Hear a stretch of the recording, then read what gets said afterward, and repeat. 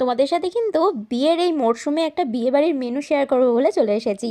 প্রথমেই পাতে দিয়ে দিয়েছিল কিন্তু ফিশ ফ্রাইটা না গ্রিন চাটনির সাথে খেতে এত অপূর্ব গাইস যে কি বলবো। আর স্যালাড তো থাকবেই তার সাথে। এবার দেখো তারপরে দিয়েছিল কিন্তু বাটার নান, আর তার সাথে ছিল কিন্তু বাটার চিকেন। এত দারুণ খেতে ছিল, মানে বাটার চিকেনটার সাথে যদি বাটার নান নাও থাকে না তাতেও যেন চলবে, এত ভালো খেতে।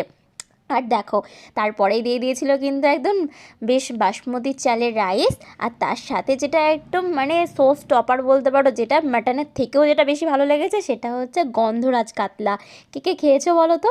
আমি না এটা বিয়েবাড়িতে না প্রথমবার খেলাম, এত সুন্দর খেতে, আমি তো ভেবেই রেখেছি এবার যেন, এবার যদি মাকে বাড়িতে মানে বাবা যদি বাড়িতে কাতলা মাছ আনে তাহলে তো অবশ্যই মাকে বাড়িতে বলবো যেন গন্ধরাজ কাতলাটাই বানায়, এত ভালো খেতে। আর তার সাথেই কিন্তু ওটা খাওয়া শেষ না করতে করতে কিন্তু পাতে পড়ে গেল কিন্তু বাসন্তী পোলাও, হলুদ হলুদ কালারের বাসন্তী পোলাও, সাথে কিন্তু মাটন কষা, গরম গরম মাটন কষা। মাটন খেতে তো একদম মানে চরম পর্যায়ে ভালো লাগে। আর মাটনের পিসগুলোও যদি হয় নিজের মনের মতন তাহলে তো কোনো কথাই নেই।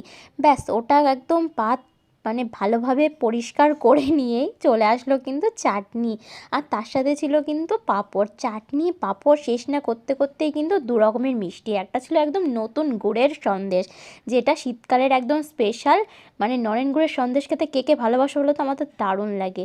আর সাথে কিন্তু ছিল একটা ক্ষীরমালাইয়ের বাটি, আর তারপরে দিয়ে দিল কিন্তু আইসক্রিম, আর সাথে ছিল কিন্তু একটা হজমোলের মানে হজমোলার যে জিরার যে ফ্লেভারটা লিকুইড সেটা।